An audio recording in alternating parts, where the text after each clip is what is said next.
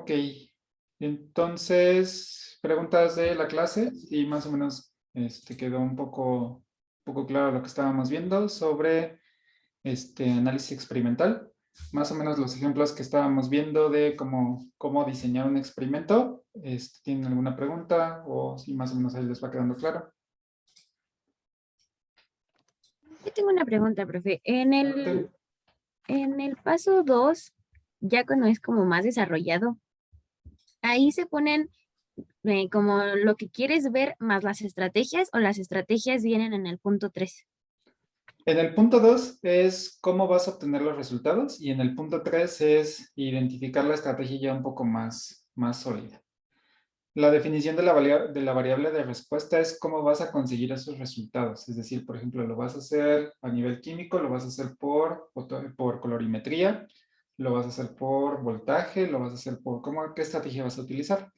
Y los factores es qué vas a hacer si necesitas electrodos, necesitas reactivos, necesitas controlar las concentraciones, cómo vas a tener estos elementos. Entonces digamos que en el punto 2 solamente es qué es lo que vas a esperar. ¿Cuál va a ser el efecto que quieres considerar? Si es a nivel farmacológico, vas a observar una respuesta, por ejemplo, depresora o antidepresora. Si, no sé, a lo mejor una visualización, si el ratón levanta la cola o no levanta la cola. Y ya cómo lo vas a diseñar y qué estrategias vas a utilizar, qué modelos vas a utilizar, viene en el punto 3 y 4.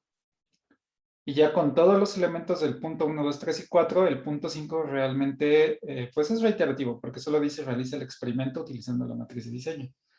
Entonces, lo que normalmente se hace es como identificar cuáles son las causas que pueden buscar el efecto. El efecto es el punto 2, de forma simple. El efecto es el punto 2 y todas las causas es el punto 3 y 4. Gracias, profe. ¿Sí? Ok, entonces nuevamente definiendo experimento en su forma más simple, tiene como objetivo predecir resultados a través de la introducción de un cambio en las condiciones previas, que está representado por una o más variables independientes, también denominadas variables de entrada o variables predictoras. Es decir, son todas las variables que nosotros creemos o por el razonamiento que nosotros ya tenemos por los conocimientos teóricos, podemos predecir. Muchas veces, cuando se desarrolla un experimento, lo primero que se tiene que hacer es una hipótesis. Entonces, digamos, tanto en laboratorios pasados o como inclusive preparatoria, secundaria, cuando les planteaban hacer una hipótesis, normalmente era ver primero el objetivo y después la hipótesis. La realidad es que para plantear un desarrollo experimental, primero se tiene que tener esa pregunta, esa hipótesis.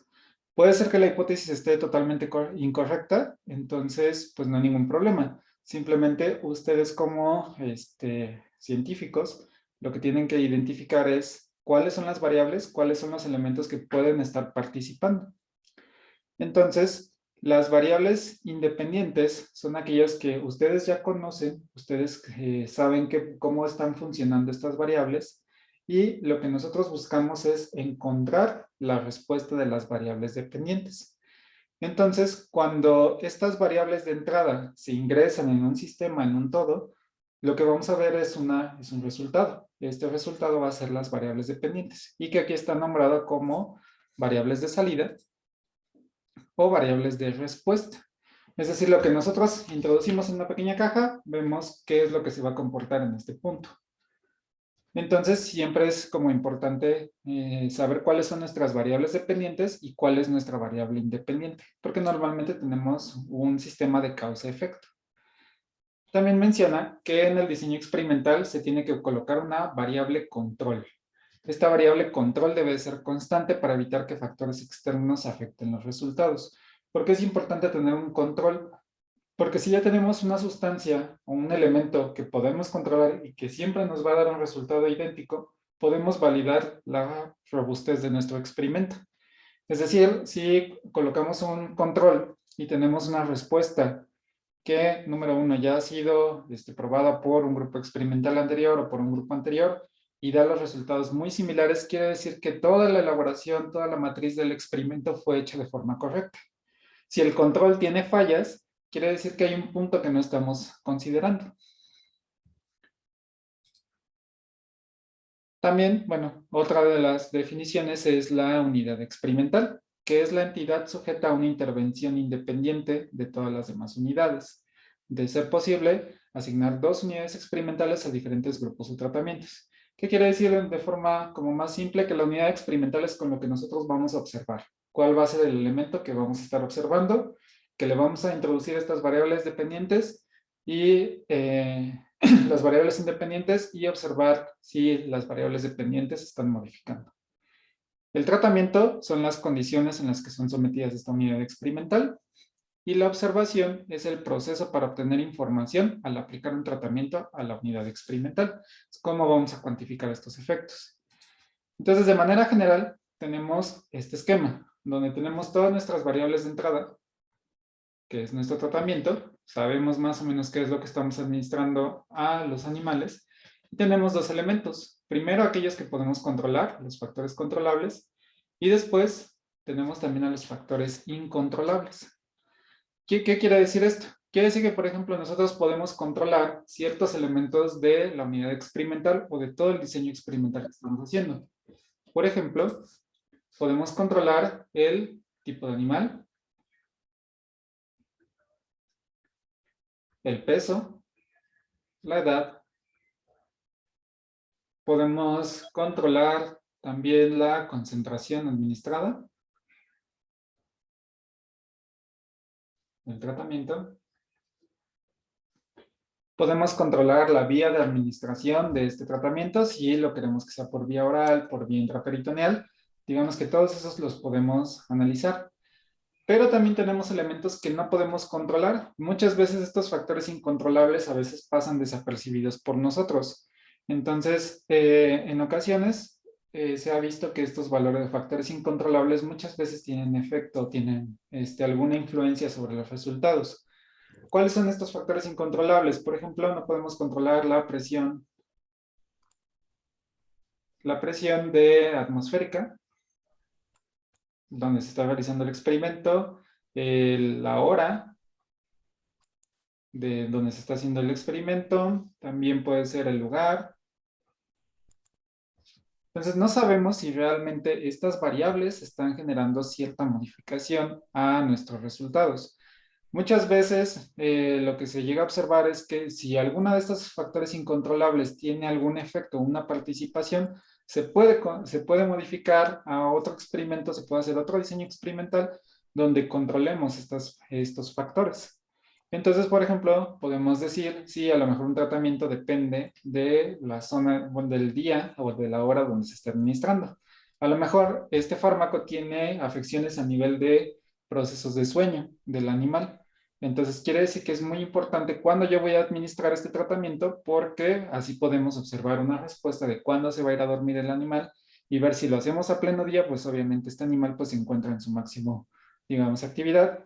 Y si lo colocamos ya en unas horas más tarde, podemos ver que hay modificaciones de esta conducta. Entonces, muchas veces los factores incontrolables ahí están, que esto en general, o bueno, en la parte de estadística se le denomina como incertidumbre. Es decir, no sabemos realmente qué es lo que puede estar pasando, no sabemos si alguno de estos efectos incontrolables está teniendo alguna participación, o inclusive tal vez ni siquiera lo vimos a la hora de hacer el experimento. Pero la idea es como tener un sistema lo más cerrado posible, intentar controlar la mayor cantidad de variables que pudieran estar afectando a nuestro experimento. En ocasiones se intenta buscar como cuáles son los factores que realmente pueden ir variando. Entonces, más o menos como es tener una idea de cómo está funcionando el sistema y cómo podemos estar controlando estas relaciones. Finalmente, tenemos un elemento de salida que nosotros le vamos a llamar el efecto. Entonces, vemos que los niveles de entrada son el tratamiento que estamos haciendo, mientras que la parte de la salida va a ser el efecto que estamos observando. Entonces, muchas veces los animales se consideran como una caja negra, porque no sabemos exactamente qué está pasando, solo administramos algo y hacemos una cuantificación de un elemento. Poco a poco, conforme se va desarrollando la parte de la investigación y la parte de la ciencia, pues ya podemos identificar qué es lo que puede estar pasando, qué mecanismos se están activando, pero de forma general, la interpretación visual es el punto de salida o el efecto que nosotros estamos midiendo, que es lo que nosotros podemos cuantificar en ese punto. Entonces, los elementos que están presentes son, número 1, determinar cuál de todas las variables X tiene mayor influencia sobre la respuesta Y. Es decir, cuál de todos los elementos tiene mucho mayor relevancia para para que el efecto no tenga ninguna alteración. Después, determinar el mejor valor de X que influya en Y, de modo que Y tenga casi siempre un valor cercano al valor nominal deseado. Esto se denomina como exactitud. Es decir, de todos los valores que tenemos, ¿cuál es el valor que se acerca más hacia la realidad?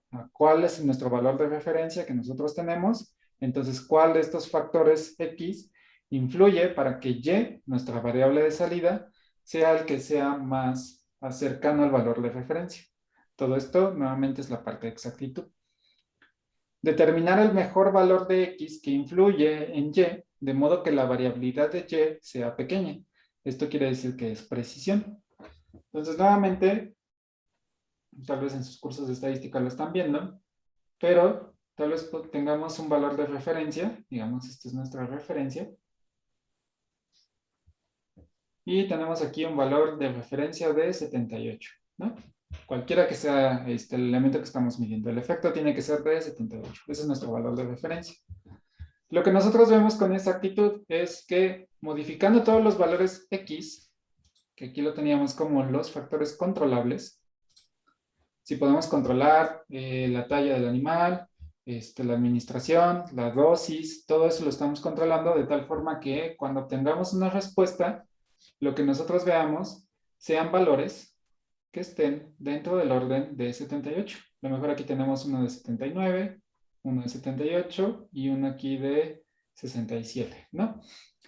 Entonces vemos que por lo menos varios de nuestros resultados tienen una muy buena exactitud, se acercan mucho al valor de referencia. Mientras que del lado 3 dice determinar el mejor valor de X que influye en Y, de modo que la variabilidad de Y sea pequeña, es decir, que tengamos mucho mayor precisión.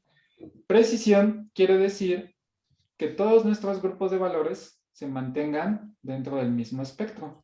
Es decir, puede ser que estén muy lejanos de nuestro valor de estándar, nuestro valor No, principal. pero yo dije, me vas a regañar si tengo la luz apagada. Es que nada más estoy viendo.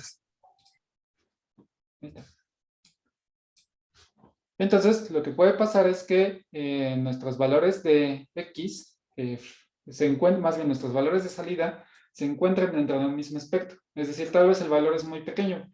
Aquí tengamos valores de 44, 44, 45, 40, 43. Entonces, quiere decir que todos entre ellos se encuentran dentro de una misma área. Entonces, para eso nosotros es una precisión. Lo que normalmente se busca en un análisis experimental es que tengamos exactitud y precisión. Entonces, muchas veces no llega a ser tal cual, pero lo que sí a veces define mejor es que la precisión de esos resultados sea igual para todos los grupos experimentales. El 4 es también determinar el mejor valor de X que influye en Y, de modo que se minimicen los efectos de las variables incontrolables, que es el error Z.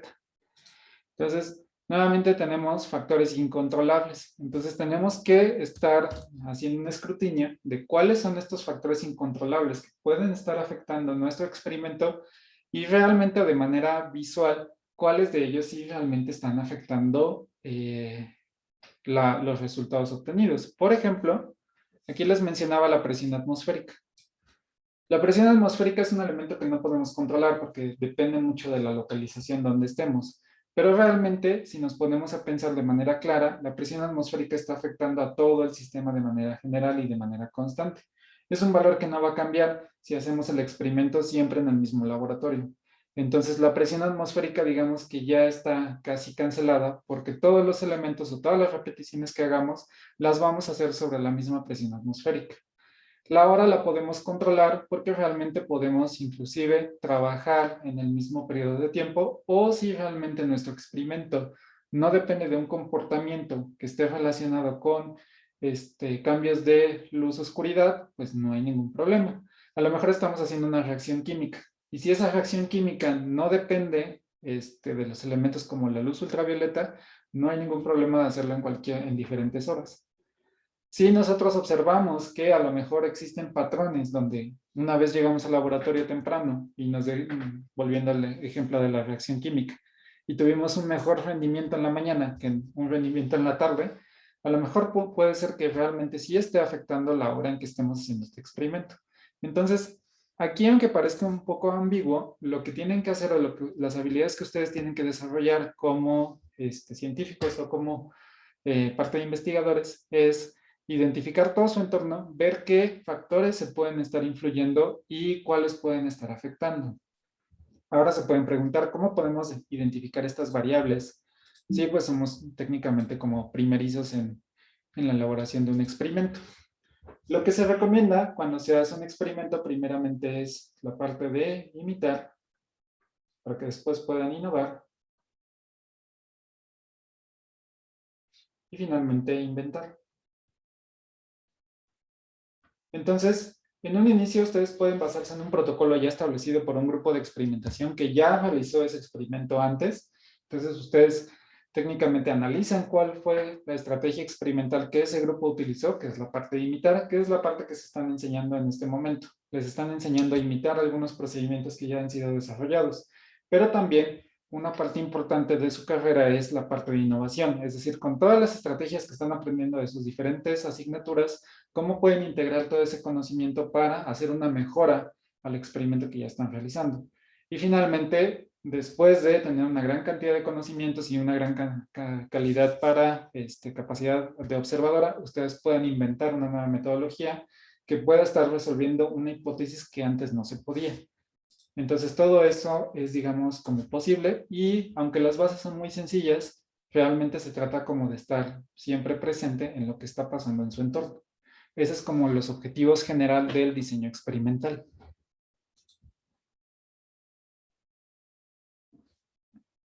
Ahora, ¿cómo podemos saber si realmente lo que estamos haciendo está bien? Porque puede parecer como que son muchos elementos que están jugando al mismo tiempo. Para eso nos apoyamos de otra asignatura, que es la parte de la estadística. Si bien la estadística puede llegar a verse un poco como tediosa, un poco media aburrida, es una herramienta muy poderosa que tenemos para identificar si realmente existe algún tipo de variación o algún tipo de problema que no estamos viendo. Nos puede apoyar en la parte de investigación para la definición de elementos de estudio, es decir, cuáles son los elementos que nosotros debemos de estar analizando para poder obtener una respuesta.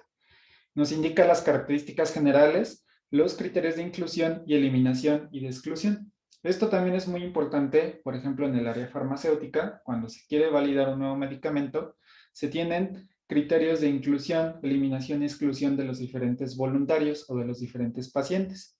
Quiere decir que cuáles van a ser nuestros criterios para mantener una muestra poblacional homogénea, cuáles van a ser excluidos, es decir, nosotros tenemos una población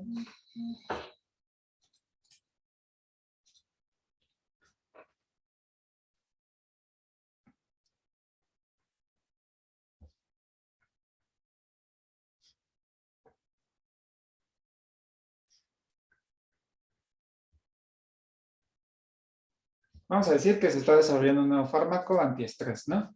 Entonces, ¿cuál es el objetivo de esta población? Pues estudiantes de licenciatura, ¿no?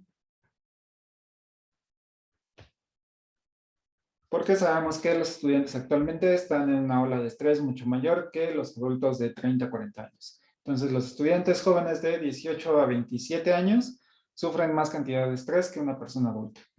Entonces, necesitamos primeramente nuestra población. ¿Cuáles van a ser los criterios de inclusión? Van a ser que sean jóvenes de un rango de edad de 18 a 27 años. Por lo tanto, el primer criterio de exclusión van a ser todas aquellas características que no entren dentro de este margen. Es decir, pues jóvenes de 17 años, menores de 17 y mayores de 27 años, ¿no? Entonces, ya tenemos nuestro primer criterio de exclusión. Jóvenes menores y jóvenes mayores. Después, ¿qué otros elementos podemos tener? pues que sean estudiantes de licenciatura. Específicamente QFB, ¿no? Entonces, ¿cuál es el criterio de exclusión? Pues cualquier licenciatura que no sea QFB, todos los elementos que no pertenezcan a ese grupo van a ser excluidos. Y después tenemos los criterios de eliminación. Los criterios de eliminación quiere decir que de esta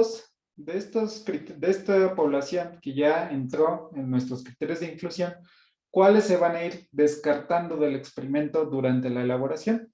Entonces, por ejemplo, a lo mejor tenemos un joven que, no sé, tuvo alguna reacción alérgica.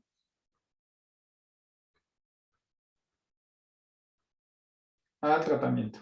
Entonces, esta persona, pues es susceptible al principio activo de este medicamento, de este nuevo fármaco, entonces vamos a quitarlo. O esta persona, pues vimos que desertó de la carrera hace 3 años, entonces ya no pertenece a la licenciatura, entonces se está eliminando.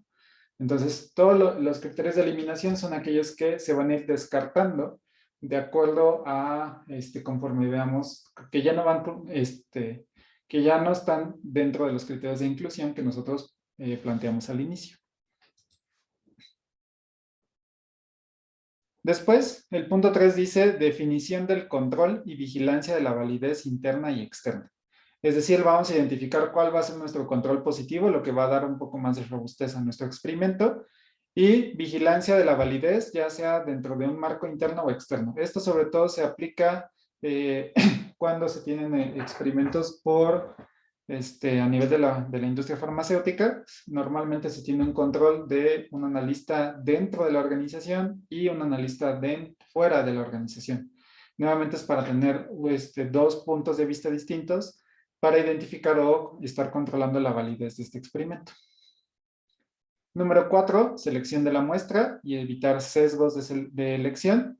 Nuevamente es como integrar a la mayor cantidad de elementos que formen esta población y evitar que estos criterios sean tan estrictos que realmente no tengamos un panorama completo. ¿Qué quiere decir? Volviendo a este ejemplo. ¿Qué tal si yo digo, por ejemplo, que de estos jóvenes solamente sean hombres?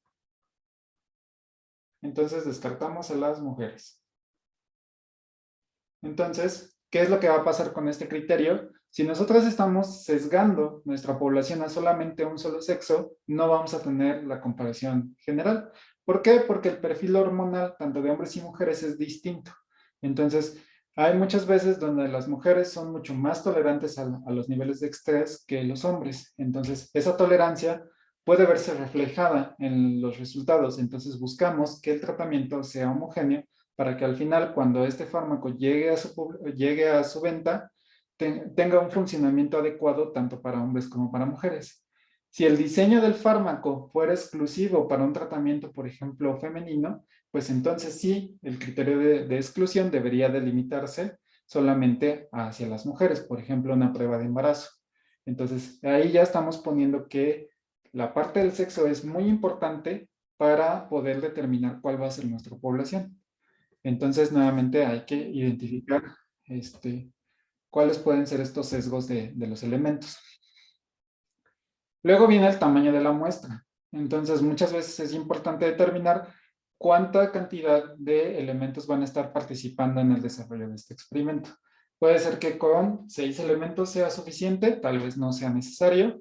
Si queremos un elemento mucho más grande, que se va a tener una mayor distribución, pues necesitamos poblaciones mucho más grandes. Cuando lleguemos a los estudios de preclínicos, fase 1, fase 2 y fase 3, vamos a ver cómo está el tamaño de muestra para el desarrollo de fármacos. De manera general, por ejemplo, para un experimento controlado, la N puede variar. Por ejemplo, en química analítica, normalmente la N es igual a 3. Es decir, nada más les piden que hagan 3 repeticiones, porque ya han visto que si todos los elementos de medición ya están validados y ya están estandarizados, entonces ya tienen suficiente confianza en sus experimentos con que el número mínimo de repeticiones que pueden hacer es igual a 3. Para aquí, para farmacología, cada grupo tiene que ser una N igual a 6. Es un elemento que nosotros hemos visto que tiene mayor robustez, que permite, por ejemplo, observar ciertos elementos de manera precisa y que si tenemos ciertos elementos que puedan estar variando o ciertos factores que no estamos controlando, podamos detectarlos y al eliminar esta n, todavía mantengamos cierta robustez o cierta validez en nuestro experimento. Pero nuevamente esto lo va a depender de acuerdo con las experimentaciones o las observaciones que se haya visto de experimentos anteriores. Luego viene determinar qué, cuándo, cómo y con qué medir y cuántas veces. Y esto se va a determinar nuevamente en la validez y confiabilidad de las mediciones, que es lo que les mencionaba, por ejemplo, de analítica.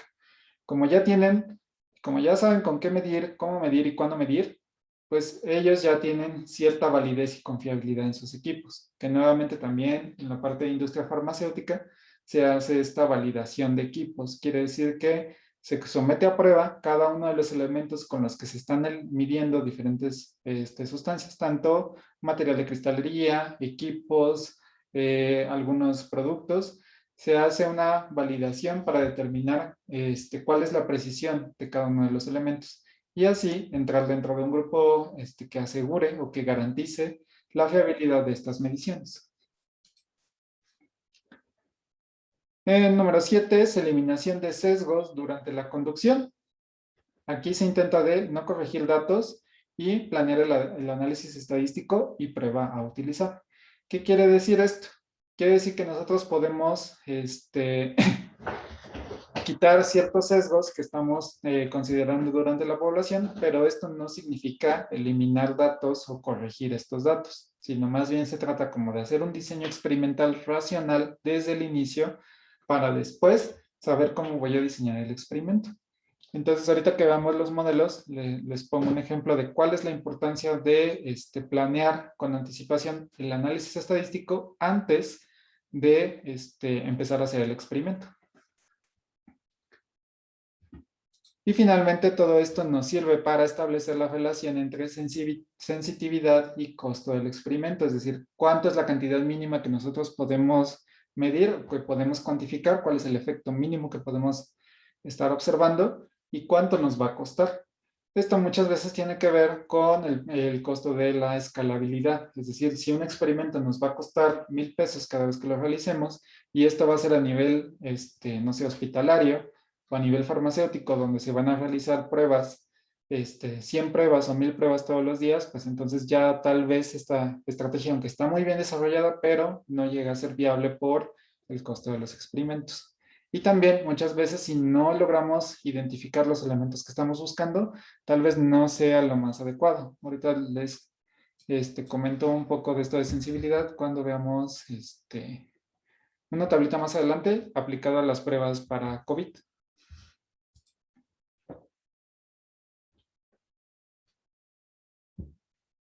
Entonces, digamos que ya tenemos como las generalidades. Sabemos que la estadística nos va a ayudar para validar nuestros elementos. Pero antes de empezar a validar, necesitamos saber qué es lo que vamos a medir y cómo vamos a obtener esos resultados. Entonces, para eso tenemos que determinar cuál va a ser nuestra escala de medición. Las escalas numéricas se les denomina como el número para tipificar la propiedad de medida, es decir, qué es lo que vamos a estar observando. Entonces tenemos diferentes escalas numéricas, que pueden ser de intervalo, es decir, que el 0 y la unidad de medida son arbitrarios, es decir, que nosotros indicamos cuál es nuestro punto inicial y cuál va a ser nuestro punto final. Aquí tenemos como ejemplo la temperatura. En este caso, por ejemplo, se dictaminó que, por ejemplo, la temperatura de 0 grados centígrados tiene que ver con el punto de congelación del agua.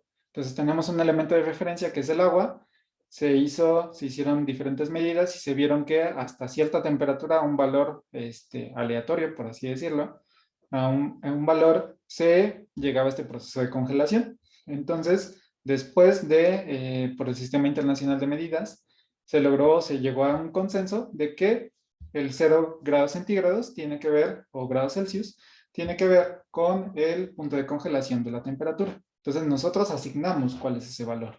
Eso se le denomina como una escala numérica de intervalo. Una escala numérica de razón o proporción, quiere decir que el 0 es fijo y la unidad de medida es arbitraria, es decir, el peso de una persona. Quiere decir que solamente tenemos un punto de 0 que es ausencia de ese elemento y de ahí vamos para arriba.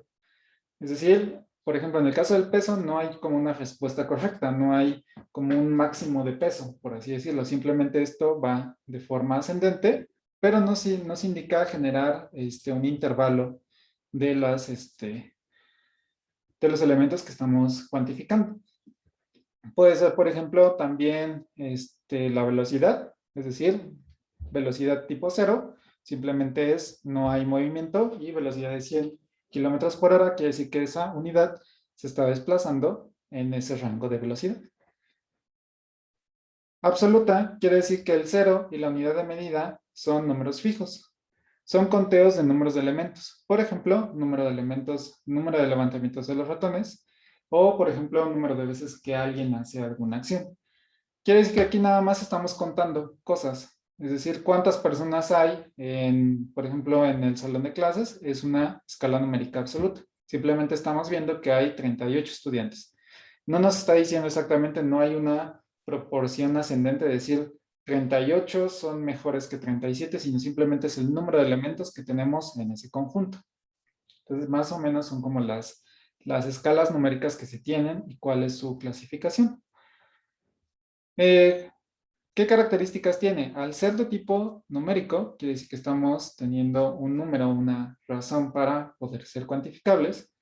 Podemos utilizar pruebas estadísticas como, bueno, primeramente podemos calcular promedios, la obtención de la desviación estándar, modas, correlaciones, y se pueden aplicar, esto es muy importante, pruebas paramétricas.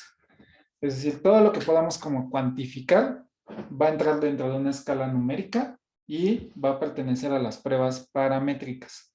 Entonces es importante como identificar, número uno, qué tipo de escala o qué tipo de resultados nos va a dar. Por ejemplo, si yo les menciono el pH a través de, por ejemplo, de un potenciómetro, ¿qué escala sería? Si quisieran medir pH.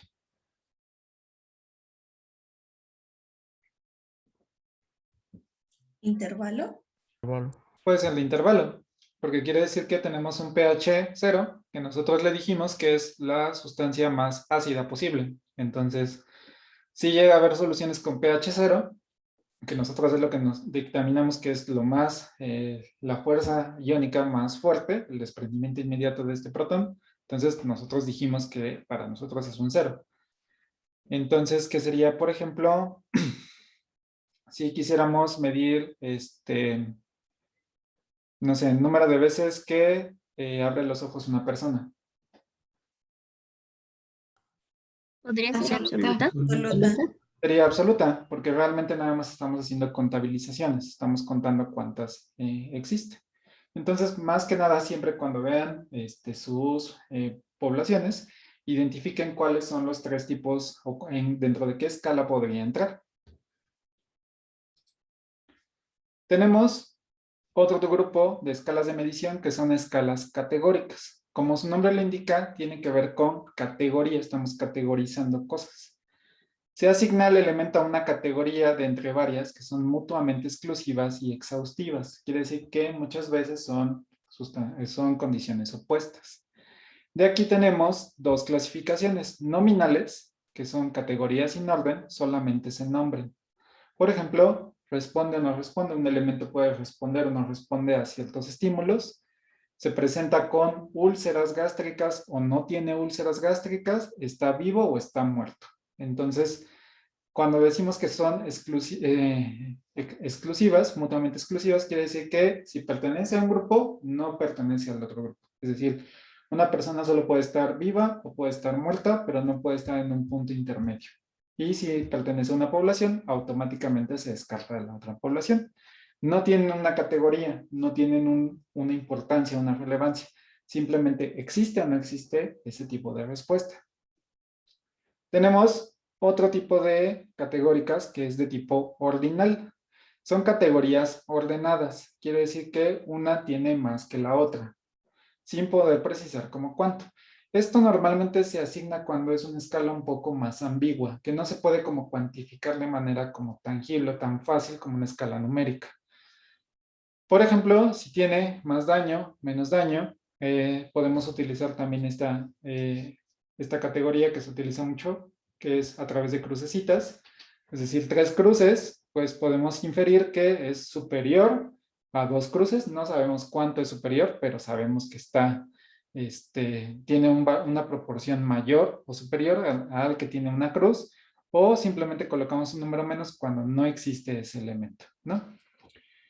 También podemos poner unas escalas arbitrarias, es decir, que le damos un valor 1 a un ojo abierto y un 4 a un ojo cerrado. Si estamos en un punto intermedio donde no está ni abierto ni está cerrado, pues podemos darle un valor como entre 2 y 3. Entonces, más que nada, nosotros siempre hacemos este tipo de escalas. Eh, Otra de las escalas ordinales que normalmente han visto ustedes es cuando les hacen cuestionarios o cuando les hacen así preguntas de opinión, que les hacen una pregunta y les dicen, por ejemplo, ¿cuántas veces a la semana has estado estresado por tu curso de farmacología? Entonces tú puedes poner, pues todos los días, pones siempre, casi siempre, 2 de 3 clases, normal, 1 de 2 clases o casi cuando viene el examen, casi nunca o nunca. Entonces, tenemos una interpretación de que siempre es superior a casi siempre, aunque puede variar de cada uno de las personas. Es decir, no normalmente siempre tiene el mismo significado para una persona que para otra, pero ya tenemos como un consenso y puede servir como para estar agrupando ciertos valores. Otra de las escalas ordinales que más se utilizan, por ejemplo, son las escalas de dolor. Entonces dicen que tenemos una escala del 1 al 10,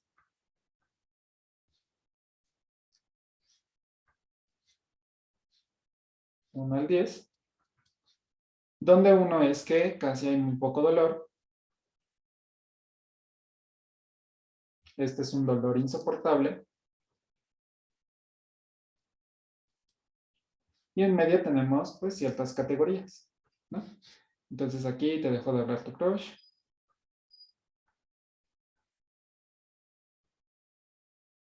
Aquí reprobaste un curso.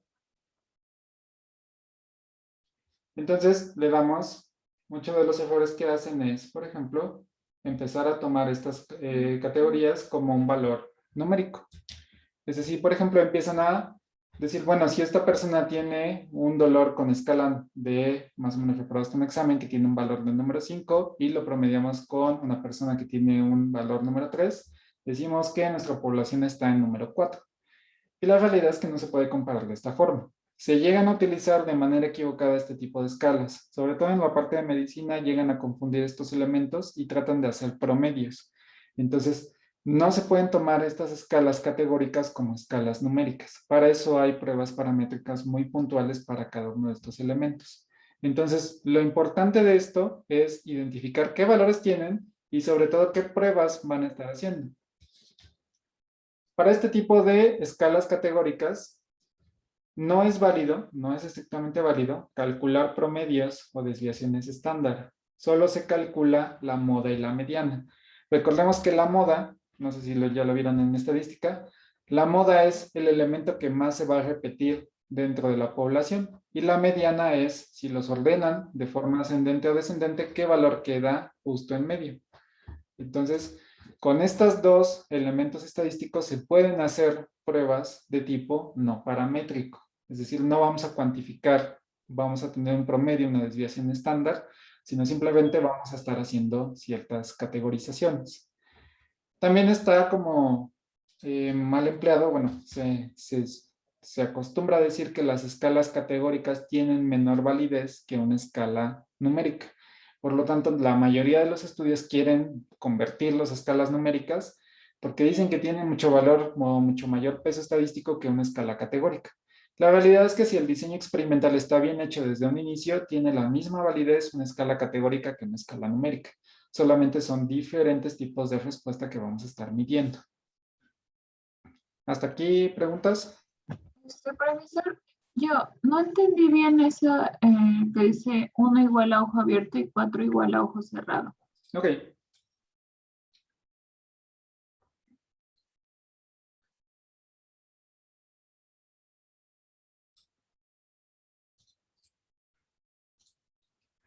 En ocasiones hay elementos donde no se pueden, no es tan fácil o quieren simplificar el ingreso de los datos. Entonces tú tienes un elemento de respuesta.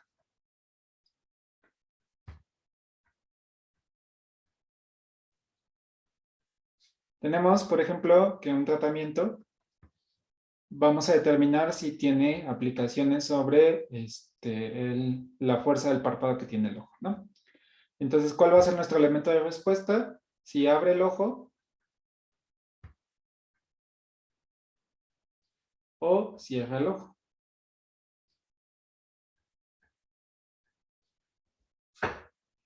Ok, ahorita vamos a Scarlett. Entonces, si quisiéramos nada más tener estos dos elementos de que está abierto o está cerrado el ojo, podemos utilizar una escala nominal, donde solamente ponemos responde o no responde. Es decir, tenemos solamente dos elementos. Entonces, cuando solo son dos elementos, tenemos una escala de tipo ordinal. Pero, ¿qué pasa si a la hora de realizar nominal?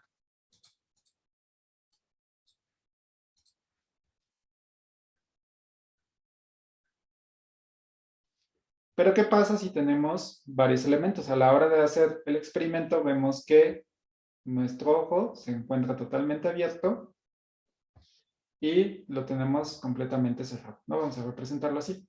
Pero, ¿qué pasaría si observamos que a lo mejor hay un punto intermedio donde no está ni muy abierto ni muy cerrado y en diferentes proporciones? Entonces, ¿qué vamos a hacer aquí? Vamos a darle un valor numérico aleatorio. No quiere decir que estamos cuantificando, solamente estamos categorizando cómo lo vamos a estar representando. Es decir, si está completamente abierto,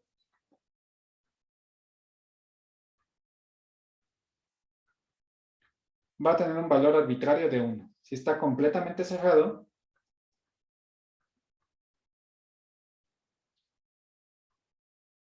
tiene un valor de 4. Si está en un punto intermedio, donde está medio abierto, vamos a decirle aquí medio y cerrado, y aquí medio abierto. Entonces, realmente si se dan cuenta es como muy ambiguo, no podemos saber si está medio cerrado o medio abierto, todo depende de la perspectiva. Se puede como más o menos estandarizar. Pero lo que podemos hacer es, para simplificar esto, poner que este es un valor de 2, no, perdón, de 3, y este es un valor de 2. Entonces, hacemos el experimento y vamos viendo cuántos unos aparecieron en la población, cuántos 4 aparecieron en la población, cuántos 3 y cuántos 2.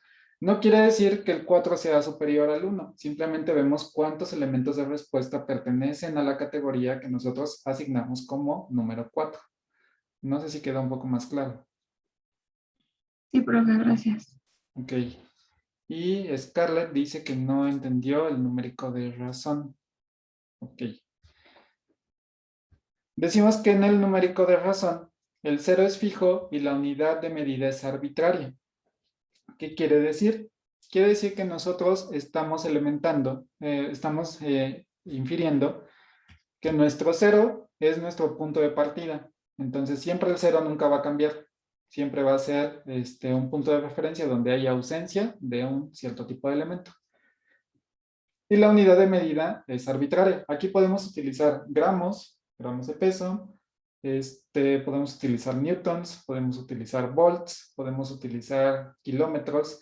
Es decir, que son elementos que nosotros ya tenemos una escala que podemos medir. Por ejemplo, podemos medir un metro, ya se tiene el estándar de cuánto es la distancia entre un punto y otro para determinar cuánto es un metro.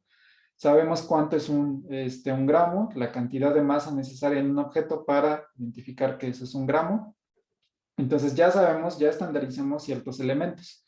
Y lo que siempre vamos a tener es que el valor de 0 para nosotros es un valor de ausencia de esa materia o de ese elemento. Entonces, por ejemplo, vamos a... que normalmente se confunde un poco con la de intervalo y la de razón, ¿no? Entonces,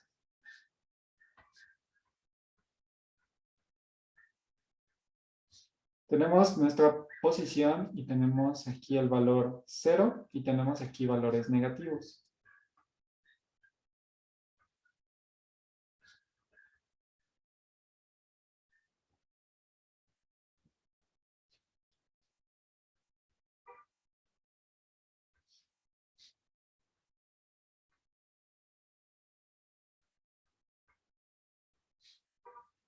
Entonces, cuando tenemos intervalo, quiere decir que en el intervalo nosotros asignamos qué espacio vamos a estar midiendo de acuerdo a la respuesta que estamos haciendo.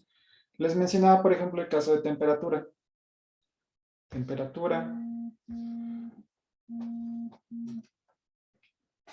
Donde vemos que podemos tener un valor de 0, que es el punto de congelación. Pero podemos todavía ir más abajo. Podemos ir a una temperatura de menos 3 grados Celsius. Quiere decir que estamos en un proceso de congelación, que todavía están más estrechas las moléculas de agua. Podemos continuar con esta proporción. Mientras que en razón, el 0 es un valor fijo que representa ausencia de elemento. Es decir, podemos tener 1 de masa, es decir, 1 gramo, pero no podemos tener un valor negativo, no podemos tener menos 1 kilogramo. Quiere decir que no podemos tener esta ausencia o esta disminución de la cantidad que estamos midiendo. Entonces, esa es como la principal diferencia entre intervalo y razón. Profesor, en ese mismo ejemplo podría explicar la de absoluta, porque... Sí. Ah, ok, gracias. Sí, la absoluta quiere decir que el 0 y la unidad de medidas son fijos, es decir, es el conteo de elementos. Quiere decir que en la absoluta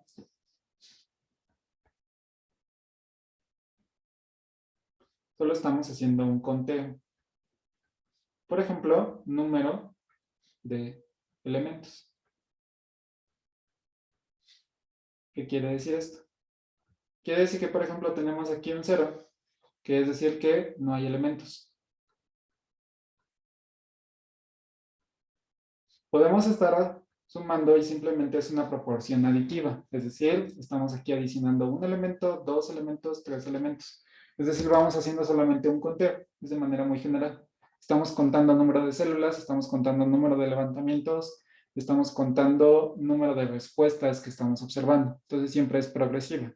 No podemos tener un -1 de conteo de elementos. O sea, no podemos decir, hay -1 células del original. En algunos casos, cuando son muy específicos como supervivencia, podemos decir que sí hay desaparición de ciertos elementos, pero de forma general siempre decimos que el 0 es ausencia y vamos solamente para arriba, siendo conteos. No sé si más o menos queda un poco claro. Ok. ¿Sí? ¿Les queda más o menos claro los demás?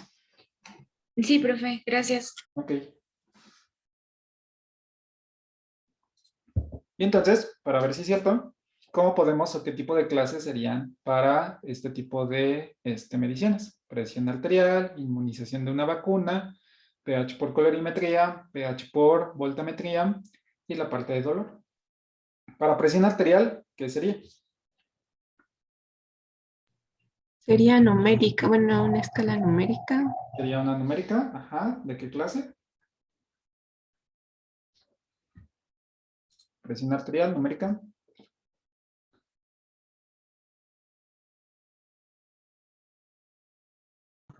¿Intervalo? Podría ser de intervalo, aunque se parece más a razón de proporción, ¿no? Porque sabemos que tenemos, bueno, sí, se generó un intervalo de decir cuánto es el valor de la presión arterial, pero normalmente tenemos una medida puntual que es milímetros de mercurio. Entonces nosotros asignamos que cierto valor está relacionado con el 0, es ausencia de presión arterial, y 120 es cierto valor de presión arterial. A ver, Aldo.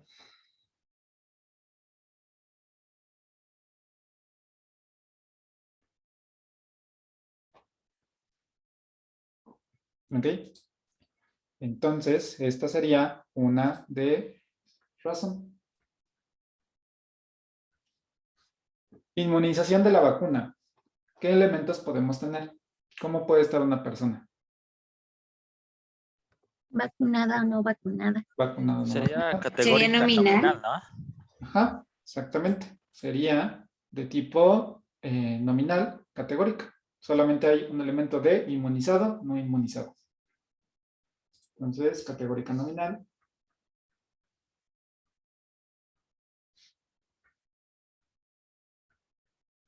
pH por colorimetría.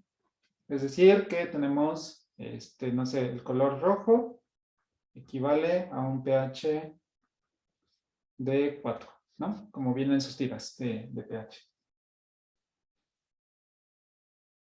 ¿Podría ser numérica de intervalo, profe? Numérica de intervalo. Estamos diciendo que el pH de 7 es mejor que el pH de 4, o solo estamos haciendo una categorización. Categórica ordinal. Categórica ordinal. Realmente nosotros les dimos un valor aleatorio, es decir, vemos una respuesta de un color y le estamos dando un valor numérico. Sabemos que siempre que hagamos que coloquemos estas tiras de pH, tenemos una escala colorimétrica que nos permite identificar qué valor estamos observando. Pero como no estamos cuantificando, solamente estamos viendo la respuesta con un valor de entrada, es de tipo categórica ordinal. Profesor, Ahora, ¿sí?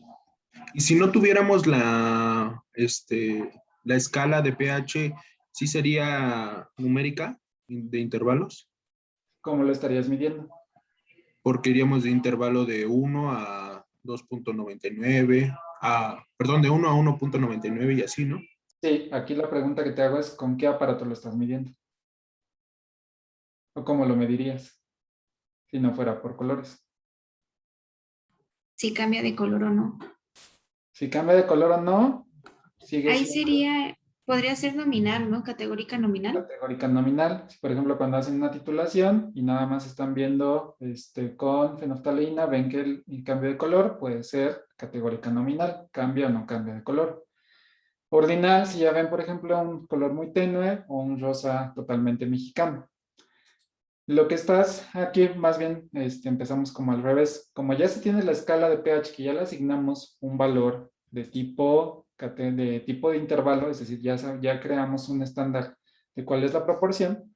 ¿Cómo salió ese estándar? Pues salió de un pH por voltametría, es decir, se ve cuánto es el potencial que se tiene esta solución para desprender este hidrógeno, y de ahí salió la escala para pH. Entonces, originalmente se empezó a hacer un análisis eléctrico. Entonces aquí ya les di la respuesta, que esta es numérica de intervalo. Ya después se hizo un método más sencillo, que es a través de pH por colorimetría. No estamos midiendo exactamente un valor, tenemos más o menos en qué rango se encuentra. Pero por la variable de salida, pues vemos que estamos haciendo una categorización. Si quisiéramos medir exactamente cuánto es el valor numérico, entonces sí tendría que hacer utilizando un potenciómetro. Se coloca el potenciómetro, que es un electrodo, mide esta corriente eléctrica que está en la solución, se interpreta en el aparato y ya nos da el valor de, por ejemplo, 6.5.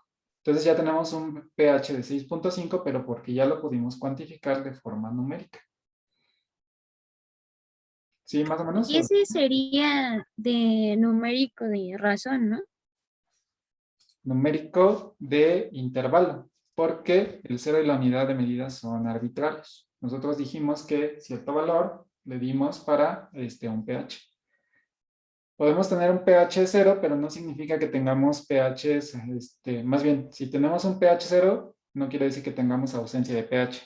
Simplemente llegamos al valor mínimo que nosotros asignamos.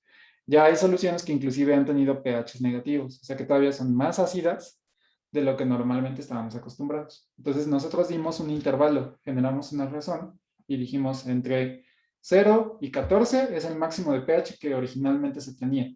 Conforme fue avanzando los estudios de química orgánica, se encontraron soluciones que exceden el pH de 14 y soluciones que están por debajo del pH 1. Ya tenemos pH de 0.1, pH de 0, pHs negativos. Entonces la de intervalo se podría decir que hay un valor mínimo, un máximo y nosotros asignamos cuál va a ser, ¿no? Exactamente. Quiere decir que Ok, gracias. de toda la escala numérica, tú elegiste solamente una región y de aquí dices, este es mi valor mínimo, como bien mencionas, mi valor máximo, y solo está contenido en este grupo de números.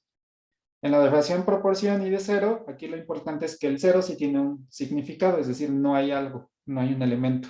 Y en intervalo solo es el cero pertenece, digamos, a una escala, un grupo que estamos considerando.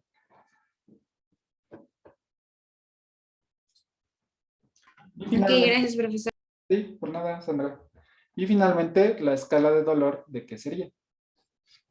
Categórica ordinal. Qué Categoría. ordinal.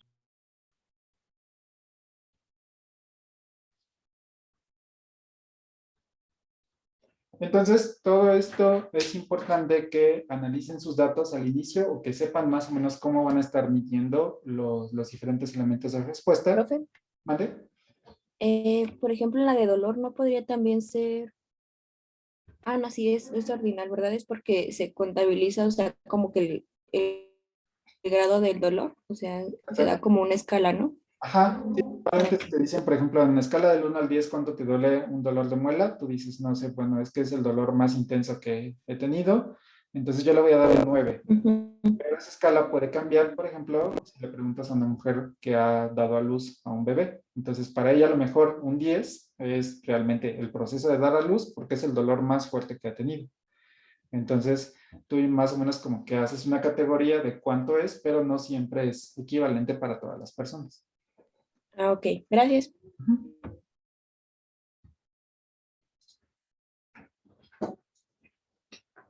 Ahora bien, si ya no hay más preguntas de esto, la siguiente parte es la prueba de hipótesis. La prueba de hipótesis es la predicción de lo que se desea investigar. ¿Cómo lo vamos a estar investigando? ¿Qué estamos esperando? A nivel de estadística tenemos un concepto que, bueno, son dos conceptos que es la hipótesis nula y la hipótesis alternativa. La hipótesis alternativa suele ser la hipótesis inicial que predice una relación entre las variables. Es decir, si yo administro tal fármaco, voy a obtener tal respuesta. Entonces ya más o menos como el planteamiento racional. Se plantea la hipótesis nula simplemente para tener un punto de comparación. Es una herramienta estadística que tenemos, que dice que es una predicción de que no hay relación entre las variables que le interesan. Es decir, tú estás haciendo una pregunta. Puede ser que esa pregunta sea correcta, por lo tanto tu hipótesis alternativa es adecuada. Pero puede ser que no tengan relación las variables que estás mencionando. Entonces, a eso le denominamos hipótesis nula. Es decir, que no existe, que no hay relación, que nuestras poblaciones o los elementos que estás evaluando son iguales. No hay diferencia entre uno y otro.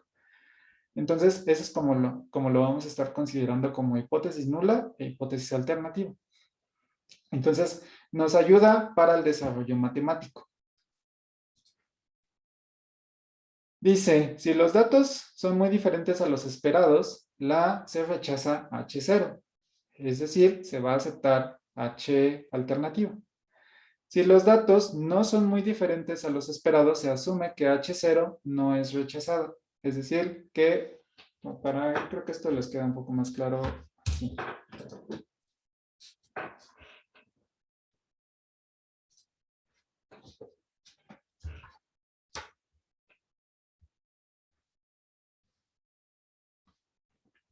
Tenemos dos poblaciones, dos grupos, ¿no? De lo que queremos observar.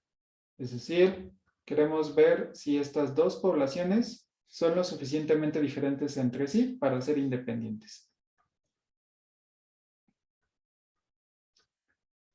Entonces puede ser que, por ejemplo, esta sea sin tratamiento y esta sea con tratamiento. Si nosotros nos vamos a otro concepto que es, bueno, más o menos que tengan una distribución normal, lo que queremos decir es que nuestras poblaciones tienen un comportamiento de esta naturaleza. Tenemos nuestra población y vemos que una población tiene esta distribución normal donde el promedio de los datos los vamos a encontrar aquí. Y tenemos otra población.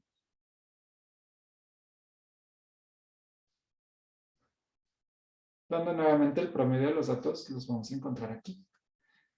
Las pruebas de H0 y HA lo que nos indican es que si estas poblaciones son lo suficientemente diferentes, es decir, se encuentran en un espacio totalmente alejados para considerarlas que son dos poblaciones distintas. Es decir, que esta es una población 1, y esta es una población 2. Entonces, ¿qué es lo que dice el enunciado? Si los datos son muy diferentes a los esperados, se rechaza H0. Entonces teníamos que H0 dice que las poblaciones son iguales. Quiere decir que, de forma general, no hay efecto.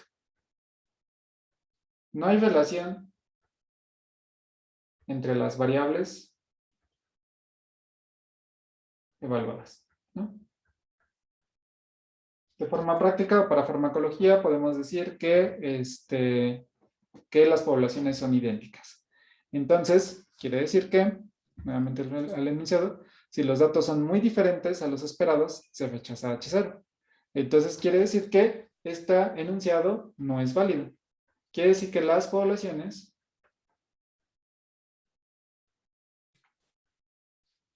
no son iguales. Ahora, nada nos está diciendo eso de que no son iguales. No nos está diciendo si realmente hay un efecto entre la relación de las variables evaluadas. Muchas veces existe ese conflicto. Simplemente nos está diciendo que estas poblaciones están separadas entre sí de tal forma que sí llegan a ser distintas. Y luego aquí nos dice, si los datos no son muy diferentes a los esperados, se asume que entonces que la H0 no es rechazada. Quiere decir que aquí estamos hablando de que los datos, vamos a poner un tercer grupo, donde estos datos se encuentran aquí. Entonces digamos que estos datos están tan cercanos, vamos a ponerle aquí como tratamiento 3, estos datos están tan cercanos tanto de esta población como de esta población. Entonces, ¿qué nos impide decir que esto a lo mejor pertenece simplemente a una campana más grande? Es decir, que P1 y P3 pertenecen a la misma población. Eso es lo que nos está diciendo la parte estadística. Nos está diciendo qué tan distintas son estas dos poblaciones para considerarlas como entes independientes. Si no son entes independientes, entonces podemos rechazar H0, donde dice que las poblaciones son iguales, es decir, que son elementos totalmente distantes. Pero si nos dicen que los elementos se parecen entre sí, que los resultados son muy estrechos entre ellos, quiere decir que pertenecen a un mismo grupo, solamente que no lo estamos viendo o nosotros queremos decir que es una población distinta porque a nosotros nos interesa que el tratamiento sea distinto. Por ejemplo, están evaluando un fármaco y dicen, no, es que sí, mi fármaco sí tiene efectos y estoy súper seguro de que va a curar ciertas enfermedades, va a curar el cáncer, entonces yo lo estoy preparando. Pero al hacer el análisis estadístico, pues se ve igual a las células cancerosas. Pero tú ya tienes en mente creer que este fármaco tiene un efecto anticancerígeno. Por eso tú le das una categoría especial. Pero a la hora de evaluar los resultados dicen, pues es que los datos entran dentro de la misma población. Entonces no son muy distintos como para indicar que realmente es un efecto. Entonces esto es lo que vemos expresado con las poblaciones. Cuando ustedes hacen un gráfico, de cualquier naturaleza.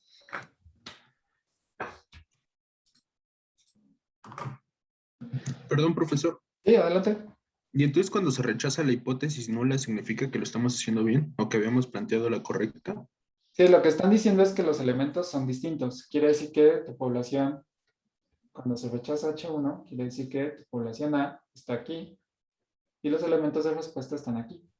Entonces sí son poblaciones que podrían considerarse independientes. Están muy separadas entre sí los datos que podemos asumir que sí realmente son poblaciones independientes.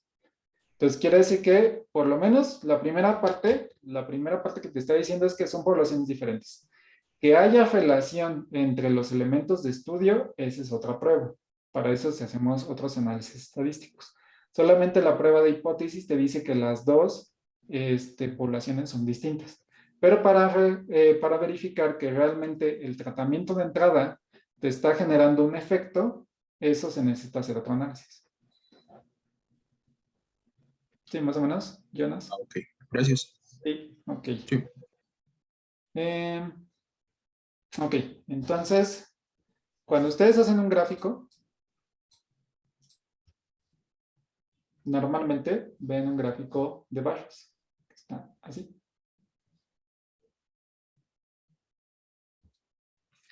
Y han visto que tiene aquí una línea. Entonces, por ejemplo, aquí podemos tener un porcentaje de efecto. Este es nuestro control. Y este es nuestro tratamiento. Lo que estamos representando aquí es una manera simplificada de lo que estamos viendo aquí. Quiere decir que aquí lo que estamos viendo es la media. Normalmente si es paramétrico. Entonces tenemos la media. Y esto nos indica, digamos, dónde se encuentran los elementos que están en la parte de los extremos. Son estos elementos de aquí.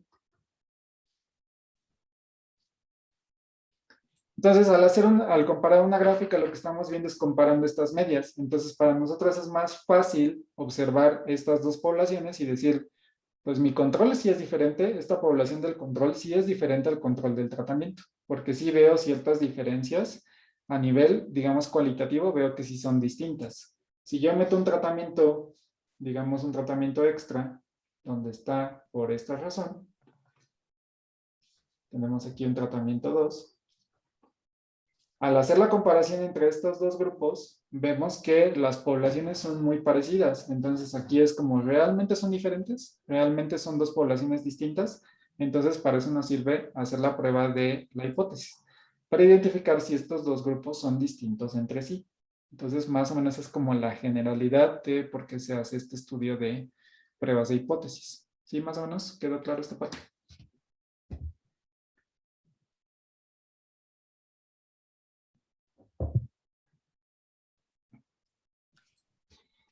Más o menos. Más o menos, ok. Bueno, sí, si vemos, si más adelante todavía tenemos dudas, vemos, intentamos si podemos regresarlo. ¿Cómo podemos hacerlo? Mejor explicarlos. Bueno, de forma general, lo que quiero que les quede claro de esta parte es que la hipótesis nula quiere decir que no hay relación entre las variables. Quiere decir que la población es idéntica y que no estamos observando ningún tipo de efecto. La hipótesis alternativa quiere decir que la pregunta inicial puede ser que sí exista relación entre las variables. Entonces, los enunciados estadísticos solamente es como una manera de expresar qué es lo que estamos observando. Entonces dice, si los datos son muy diferentes a los esperados, se rechaza H0. Quiere decir que estamos diciendo que las poblaciones son muy distintas. Si los datos no son muy diferentes a los esperados, se asume entonces que H0 no es rechazada, es decir, se acepta H0 y se infiere que los datos pertenecen a una misma población. Entonces, más o menos es como el enunciado que estamos evaluando. Hasta ahorita es lo que nos interesa, saber si son distintas o no son distintas estos elementos. Después, lo que nos interesa es identificar cuáles son los tipos de errores que pueden estar participando para hacer estas afirmaciones. Entonces, en estadística tenemos dos tipos de errores. Un error de tipo 1 es una conclusión falsa positiva, mientras que un error de tipo 2 es una conclusión falsa negativa. Yo creo que mejor lo vamos a dejar hasta aquí para entrar bien de lleno con los tipos de errores y no dejarlo como a la mitad. Entonces vamos a finalizar la sesión por el día de hoy. No sé si tengan pregunta de lo antes mencionado. Y si no, nos veríamos el día lunes.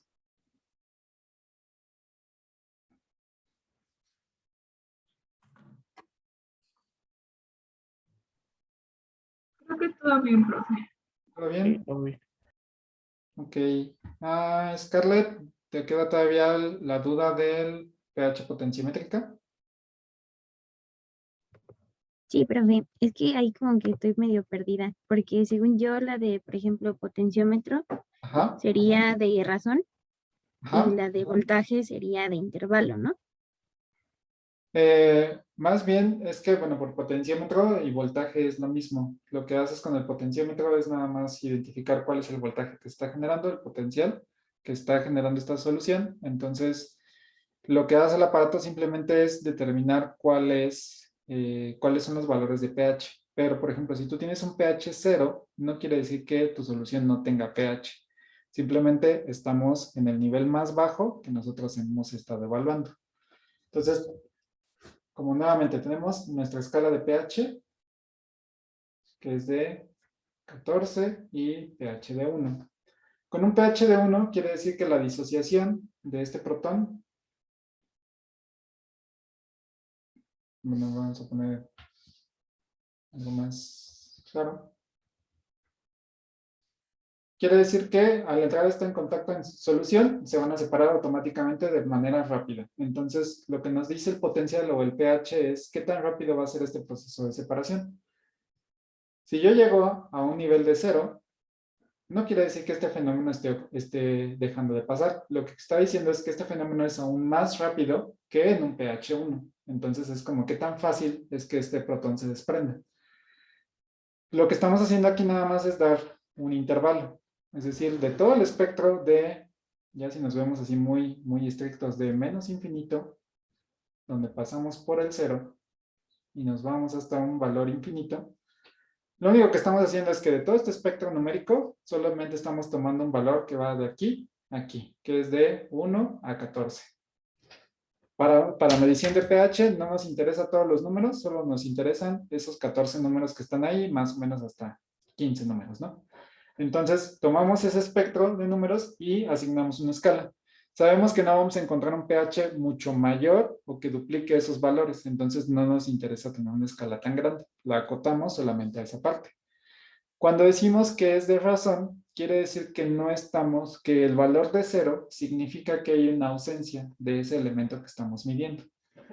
Si dijéramos nuevamente que el pH fuera de razón, diríamos que a un pH 0 se cancela todo este elemento de pH y las moléculas ya no están reaccionando. Pero no es así. Lo único que nos está diciendo es que tenemos un proceso que sigue avanzando, que es muy parecido con el de temperatura.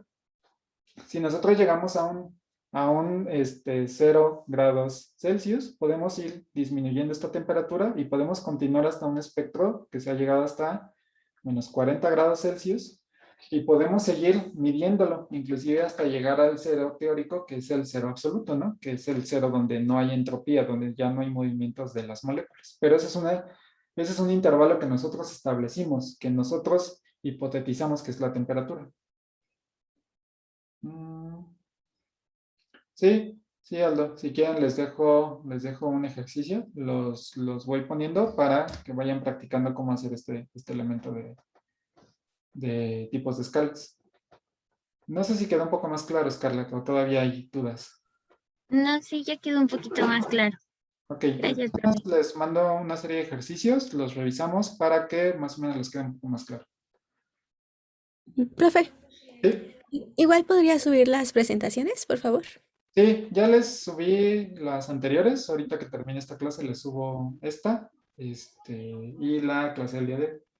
Ok, gracias. Por nada. Gracias, profe. Gracias, profe. Entonces nos vemos el día lunes. Hasta luego. Gracias. Gracias, Hasta luego, profe. profe, gracias. Gracias, profe. Hasta luego. Sí, por nada. Gracias, profe. Hasta luego. Monse, ¿me puedes mandar un correo, por favor, para agregarte al Classroom? Profe, yo le quería preguntar otra cosa, pero no es de, bueno, de la clase, bueno, de la materia, más que nada.